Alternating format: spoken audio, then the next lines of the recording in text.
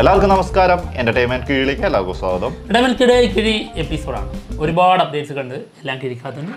കിഴിയിലേക്ക് പോവാം. ടോസൊക്കെ ഇടുന്ന കൊള്ളാം. ഒരുമാതിരി കൂതറ പരിപാടി കാണിക്കരുത്. എന്താടാ ടോസ് ഇട്ടിട്ട് കിട്ടുന്നത് അവിടെ കാണിക്കണം കേട്ടോ. ഇന്നലെ പറയുന്നത് ടെയില് പറഞ്ഞൊരു ഹെഡ് കൊണ്ടൊരു കാണിച്ചു കൊടുത്തേക്കുന്നു. തെറ്റിപ്പോയതാണ്. എഡിറ്റ് ചെയ്തപ്പോൾ ഞാൻ എൻ്റെ ഒരു ചെറിയൊരു അശ്രദ്ധ. അങ്ങനെ അശ്രദ്ധ വരാൻ പാടില്ലല്ലോ. സോറി. Okay okay. എൻ്റെ അമ്മ ടെയില് അത് ടെയിലാണ്. എടുത്തോ, തുടങ്ങിയേക്കാം. First okay. തകർക്ക് കേട്ടോ, തകർക്ക്. മെയ് അഴകൻ. മെയ് അഴകൻ. യെസ്. എന്താ ജൂൺ അഴകല്ലേ? ജൂണിനും അഴകുണ്ട് കേട്ടോ. അപ്പൊ മെയ് അഴകൻ സിനിമ. അപ്പൊ എന്തുകൊണ്ട് മെയ്യിന് മാത്രം അഴക് എന്നുള്ളൊരു ചോദ്യമാണ്. എന്താണെങ്കിലും സെപ്റ്റംബർ 27 സിനിമ റിലീസ് എത്തുകയാണ്. ഇത് വിരോധാഭാസം അല്ലേ? സി പ്രേംകുമാർ ആണ് സിനിമ ഡയറക്ട് ചെയ്യുന്നത്. ഏതാണ് വിരോധാഭാസം പറയും? അതായത് മെയിൻ അഴക് എന്ന് പറഞ്ഞിട്ട് സെപ്റ്റംബറിൽ കൊണ്ടുവരും റിലീസ് നോക്കുന്നു. മെയിൻ അഴകുള്ളതുകൊണ്ട് സെപ്റ്റംബറിൽ കൊണ്ടുവരും റിലീസ്. അത് എന്ത് കോപ്പിലെ പരിപാടിയാണ്? അങ്ങനെയാണെങ്കിൽ മെയിൽ തന്നെ ഇറക്കണം. ഓക്കെ. അടുത്ത കിഴി ചിദംബരം ബോളിവുഡിലേക്ക്. അടുത്തത് ആളുടേത് ഒരു ബോളിവുഡ് ചിത്രമായിരിക്കും. സിനിമ നിർമ്മിക്കുന്നത് ഫാൻറ്റം പിക്ചേഴ്സ്. ആദ്യത്തെ ബോളിവുഡ് ചിത്രം അല്ലേ ആളുടെ. അടുത്തത് എന്താടാ? അല്ല ഒന്നുമില്ല, ഞാൻ കാത്തിരിക്കുകയാണ്. നിവിൻ പോളി മ്യൂസിക് വീഡിയോ ഹബീബി ഡ്രീം. ഹബീബി ഡ്രീം ജൂലൈ 19 6 മണിക്ക് പുറത്തു വരുന്നത്. ഡബ്സിയാണ് പാടിയിരിക്കുന്നത് തോന്നുന്നു. ഡബ്സിയാണ്. ഓക്കെ. അടുത്ത ഡബ്സി ആണല്ലോ ഇപ്പം. എന്തായാലും അതിന്റെ ആ വീഡിയോ ഉണ്ടല്ലോ, എന്തൊരു ലുക്കാണ് അറിയോ നിവിൻ പോളി. അതിൽ ആള് തിരിച്ചെടുത്ത് തുടങ്ങിയോ എന്നൊരു സംശയമുണ്ട്. പഴയ ചാമിങ് ലുക്ക് തിരിച്ചെടുത്തില്ലെങ്കിൽ ആർക്ക് പോയി? നമുക്ക് പോയി, പിന്നെ ചെറുക്കനും പോയി. ഓക്കെ. അടുത്ത കിഴി SK23.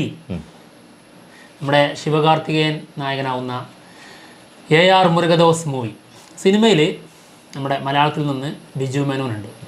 ആൾറെഡി ഇതിൻ്റെ അപ്ഡേറ്റ്സുകളൊക്കെ വന്നതാണ്.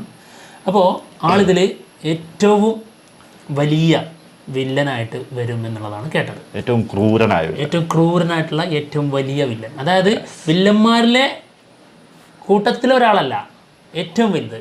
അതാരാ? Biju Menon, the king of villain. അപ്പോൾ കുടുങ്ങൂലേ? SK കുടുങ്ങും. അടുത്തത് വിടാമുയർച്ച മകിഴ് തിരുമേനി അജിത്ത്.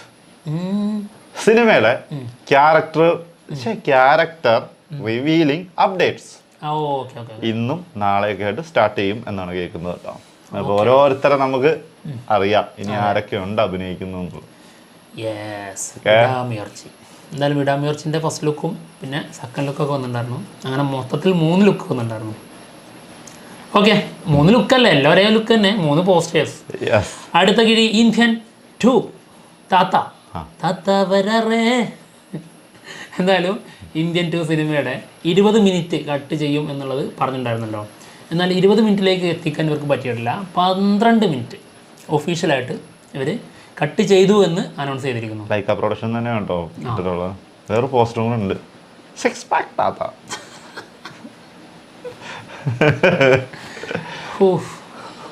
ഹൊറിബിൾ. അടുത്തത് തേരെ ഇഷ്ക് മേ. ധനുഷ് നായകനാവുന്ന ഹിന്ദി സിനിമ. നേരത്തെ അനൗൺസ്മെന്റ് ഒക്കെ വന്നിട്ടുണ്ടായിരുന്നതാണ്. സിനിമയുടെ ഷൂട്ട് ഒക്ടോബറിൽ തുടങ്ങും എന്നാണ് കേൾക്കുന്നത്. സിനിമയില് ലീഡ് റോളില് തൃപ്തി ദിമ്രി. തൃപ്തി ദിമ്രി നായികയായിട്ട്. എന്റെ പൊന്നോ, ആ ഫുൾ സ്റ്റോപ്പ് ഇട്ടില്ലായിരുന്നെങ്കിൽ ഉണ്ടല്ലോ വേറെ എന്തെങ്കിലും ആയി പോയത്. നിർത്തിയത് വളരെ നന്നായി. ഓക്കെ. അടുത്ത കിഴി SSMB 29. SS രാജമൗലി മഹേഷ് ബാബു കൂട്ടുകെട്ടിൽ വരുന്ന ബ്രഹ്മാണ്ഡ ചിത്രം. സിനിമയുടെ ഒരു ബിഗ് അപ്ഡേറ്റ് ഓഗസ്റ്റ് 9 വരും എന്നുള്ളത് റൂമേഴ്സ് ഉണ്ടായിരുന്നു. ഇന്നലത്തെ കിഴിയിൽ നമ്മൾ പറഞ്ഞിട്ടുള്ളൂ, അധികം സമയം തന്നിട്ടില്ല, അത് ഫേക്കാണ് എന്നുള്ളതാണ് അറിഞ്ഞത്. ഒരു അപ്ഡേറ്റ്സും പ്രതീക്ഷിക്കേണ്ട വരില്ല.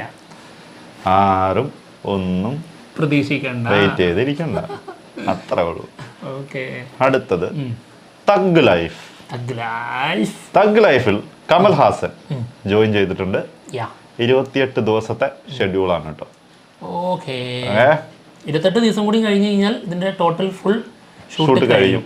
പിന്നെ ഓഗസ്റ്റിലായിട്ട് അല്ലേ കഴിയും. ഓക്കെ, അടുത്ത കിഴി പോന്നോട്ടെ. കൽക്കി. കൽക്കി AD 2898 സിനിമയുടെ ഒരു ബിഗ് റെക്കോർഡ്. അതായത് ബുക്ക് മൈ ഷോയിൽ ജവാൻ സിനിമയുടെ ബുക്കിംഗ് അതിന് മറികടന്നിട്ടുണ്ട്. 1.21 CR ടിക്കറ്റുകളാണ് ഇപ്പോൾ കൽക്കി വിറ്റ് പോയിരിക്കുന്നത്. കൽക്കിയുടേതായി വിറ്റ് പോയിരിക്കുന്നത് ഇപ്പൊ സെറ്റില്ലേ. ഓക്കെ, എന്താ ആലോചിച്ചോണ്ടിരിക്കുക അതിന്റെ ബാക്കി വിറ്റ് എന്തായിരുന്നു ഇപ്പൊ? അത് നല്ലതാണ്, ഭയങ്കര വിറ്റായത്. ഭയങ്കര വിറ്റ്, ഞാൻ ഇവിടെ ചിരിച്ചും അറിയുന്നുണ്ടല്ലായിരുന്നു അത് കേട്ടിട്ട്. ഭയങ്കര വിറ്റായത്. ഓക്കെ, അടുത്തത് അതിനേക്കാട്ടിലും വലിയ വിറ്റാക്കാൻ പറ്റുമോ നോക്കട്ടെ. വിറ്റ് പോകുമെങ്കിൽ വിറ്റാക്കിക്കോ. ഇതൊരു വിറ്റ് തന്നെയാണ്. ഇതൊരു വിറ്റ് തന്നെയാണ്. ഗു സിനിമ മെയില് ഈ സിനിമ റിലീസ് ആയതായിരുന്നു. പിന്നെയുള്ള പോസിറ്റീവ് റെസ്പോൺസുകൾ കാരണം വീണ്ടും റിലീസിന് എത്തുകയാണ്. ഇത് മറ്റേ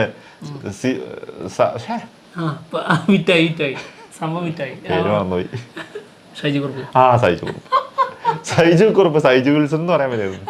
സൈജു കുറുപ്പ് ഓൾറെഡി ഇത് പോസ്റ്റ് ചെയ്തിട്ടൊക്കെ ഉണ്ടായിരുന്നു കേട്ടോ, റിലീസിന്റെ ഡേറ്റ് ഒക്കെ വെച്ചിട്ട്. അപ്പം മുതൽ ചിന്തിച്ചോണ്ട് ഇതെന്ത് തേങ്ങ ഇത് പിന്നെ അതും റിലീസ് ഡേറ്റ് മാറ്റിയിട്ട് അത് തിയേറ്ററിൽ. അപ്പം ഞെട്ടിപ്പോയി, ഇതിപ്പോൾ ആൾറെഡി റിലീസ് ആയതാണല്ലോ, മെയിലിത് റിലീസിന് എത്തിയതാണ്.